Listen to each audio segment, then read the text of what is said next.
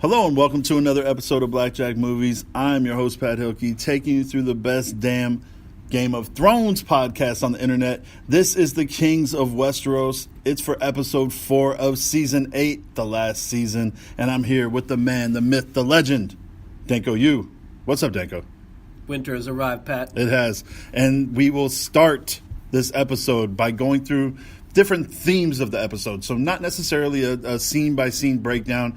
Every episode this season for our podcast has been a little bit different because we're getting into this territory of, like, last night's episode was almost a movie. Mm-hmm. You know, it was 90 minutes long.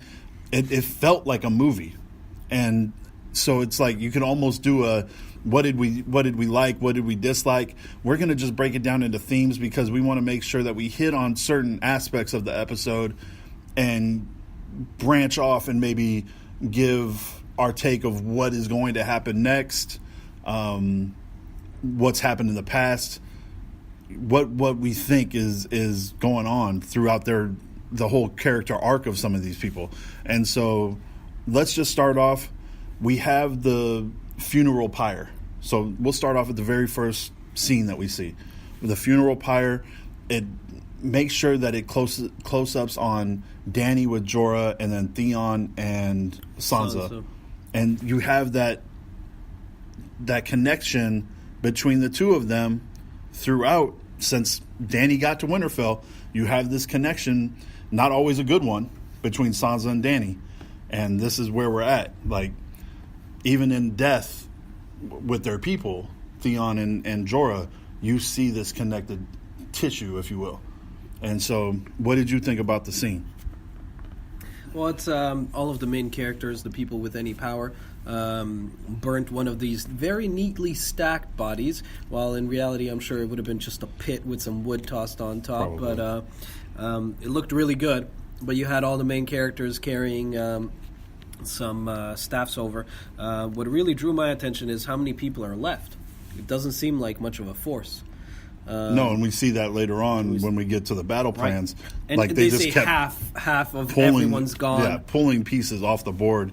And I have a question later on that we'll get to when it comes to the Dothraki, that when we talk about a certain scene, it's going to bring the question back up. But let's go back to what you were saying. Right. Well, you know, it's just Jon makes this speech, you know, which is very interesting. It's like his voice sounded different than it has sounded ever before. And it's very interesting with how it's received, too, you know? Do you think different in terms of, like, grizzled veteran or different in terms of... It's like the voice, royalty. The voice he projected sounded different. Yeah. He sounds more kingly. Right. You know, I thought. And well, it's foreshadowing for the rest of the episode, really, too. Yep. And he was the only one to speak. No one else spoke, you know. And this was his gig, you know. So it's, you know, despite Daenerys isn't getting enough props here in Winterfell for all that she's done. She's not getting enough respect from Sansa as well as from the North in general, you know, for her sacrifices in this. But it's Jon's gig, so I guess, you know, why he's making the speech and, you know. And and people were riveted to what he was saying, right? Like, they looked at him as royalty. He was still the king of the North in their eyes. Right. In that scene, especially. Like, bend the knee, be damned. He was the king of the North. And you see that foreshadowed as well, you know, and you see the reaction of Dany, you know, like you're talking about, that starts to change in the next scene when we talk about the feast. Right, the feast. And, you know, I think one of the major themes of this was a very satisfying episode, like a lot of good dialogue, not wasted dialogue, and a lot of things moving forward, even a little battle and everything. But I think politics was a big thing in here.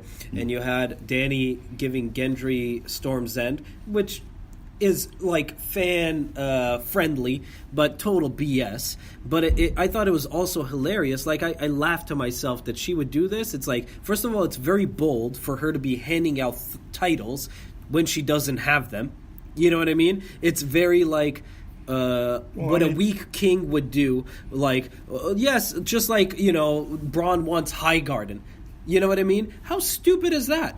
You're not going to get Highgarden. And Bronn makes a good point. It's just like, just one bastard who could kill more bastards than someone else. Right. And that's a fair point. But nevertheless, it's like, you have to get people to agree with you. And to give one of the 7 major castles away to a couple of randoms, it's like, how is that going to, sway well? So it's like, it's well received in this Winterfell, but there's the whole rest of the world to think about it. So I thought that was very funny. It was a clever move on her part, but on the other hand, it's a very kind of like bold and not well thought through. Well, you see Tyrion, as soon as she does it, he leans over to her and says, "Look, we just got a major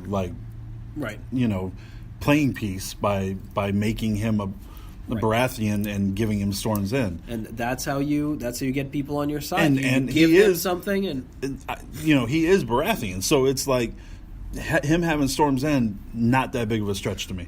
I think people in that area would follow him because he's not only a war hero, because he is a war hero. But he he's made not all a war of those hero things. to the Stormlands. No, but I think it's one of those things where legend is going to follow the people that survive. I think only partially. I mean, it could play out in many different ways, but I feel like if Gendry was raised in Storm's End and he was the bastard of Storm's End, it would be like a shoo-in. But he was raised as a nobody in King's Landing, and nobody even knew he was the bastard until someone went to kill him because of it. Right. It doesn't fit to me. I feel like it's a little bit soft. I totally get the politics thing. It's like, hey, if we end up winning and he's there, this is a loyal guy we got in Storm's End. But in reality, like, we'll see if this pans out. But it doesn't really matter.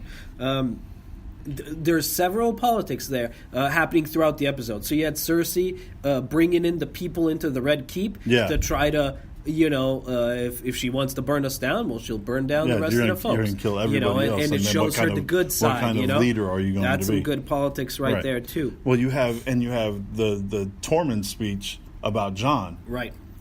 This guy decided, he was going to die for the North and die for the Wall and die for the living and do all of this and die for the Wildlands. Talks about all the stupid things he's done. Charges at a cavalry charge. Rides a damn dragon. This guy is on a dragon. Yeah. And so it's one of those things, like, he really does inspire people. Yeah, like Jon is the true leader of this whole thing. When you look at everything that he's done from when he left Winterfell and went to Castle Black, it's been grooming him to be the leader.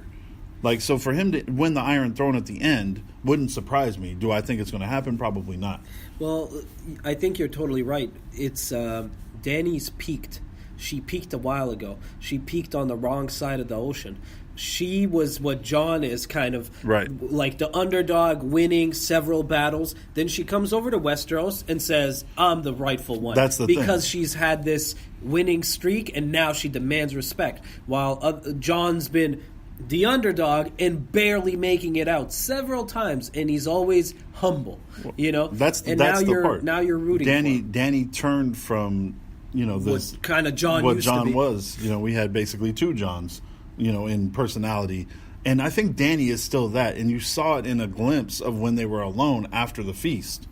You saw a glimpse of it when she's like, just why can't it be like it was? Right. And part of that is because Jon, wasn't brought up in King's Landing and wasn't brought up to be in the Dragonstone. Leader, the king. Well, not that. It just in this like incest is best type situation, right? Oh yeah. So he's he wants to love her, but he doesn't know how to put it together, knowing that oh shit, she's my aunt. That's and an so issue it plays a trick in his head.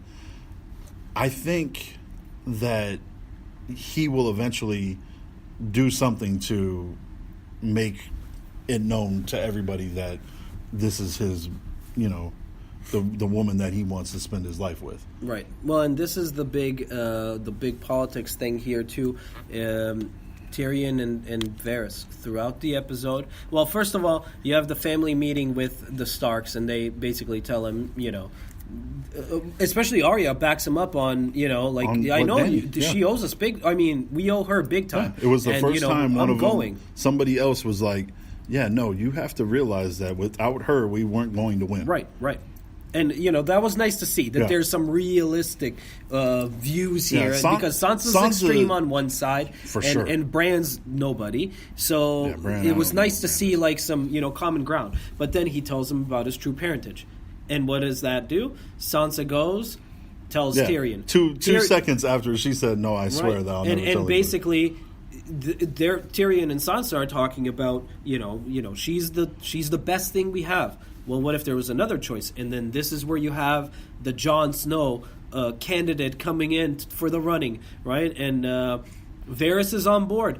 Right. Tyrion's loyal. But Varys is, there's too much of the kind of mad king. And this is what we've been seeing a lot with Dany. As soon as something's not to her, you see this, fire in her eye, and she's just, I'm going to burn everybody down, right?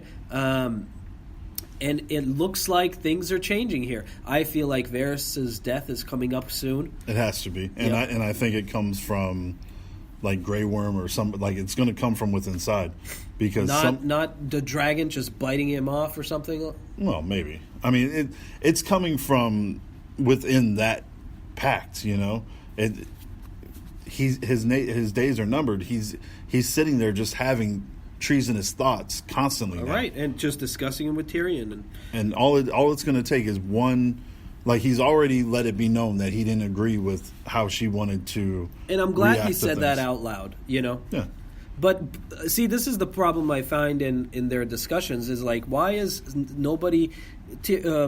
these handful of people, like Varys, Jaime, Tyrion, all are on one side. Why... Jaime comes into play a little bit later, but why isn't Varys saying, hey, I understand you want to burn everybody down, but I have a better solution. Why don't I sneak you in, or a handful of our best fighters, while we force an attack from the outside, and then kill off, take the head off the snake? That should be his suggestion instead of I don't like how she's reacting. You know what I mean? It's come up with a better solution. Give her something else. It still might be. When we were talking about it this morning, when we were going over the show notes and the episode in general, we both mentioned Arya and the Hound are by themselves. They left before Jon, so they're going to get down to King's Landing a day maybe before Jon, or at least 12 hours or whatever. And you could see Varys and Tyrion talking to them and being look, you killed the Night King. We know you can fight, to Arya. The Hound, as your protector, let's get you guys into the tunnels. I know, speaking from Tyrion's point of view, I know how to get from one place to the other. Varys can get you in and out of the city. So now you have everything within the Red Keep that you can get to each bedroom. And so you might see Arya get in there. Mountain maybe kills Arya. Hound kills Mountain. Hound dies in that same kind of battle, maybe. Maybe. I mean, I think that's where it's going. I definitely see Arya being... Arya's not a battle fighter. She's a sneak attack fighter. No, she's an assassin. And she's, yeah.